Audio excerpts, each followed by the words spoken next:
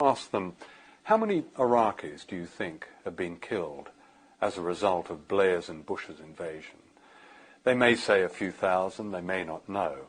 In fact, the most reliable survey, which was done by the Johns Hopkins School of Public Health with Iraqis, an extraordinary survey, meticulous and conscientious and quite courageous in the way it was carried out, peer-reviewed, probably leads us to almost 1 million people. Les Roberts, who led that study, he said it seems as if the scale of killing in Iraq will have passed the scale of killing in Rwanda. Statistically, the majority of terrorism is our terrorism. It is state terrorism. There's no question about that.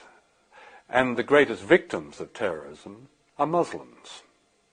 Those who either died as a result of the medieval embargo imposed on Iraq during the 1990s, or Palestinians who've died, and others. So the whole understanding of terrorism is upside down. Now there is, as opposed to state terrorism, a kind of privatized terrorism. It's very tiny. It's run by organizations called Al-Qaeda.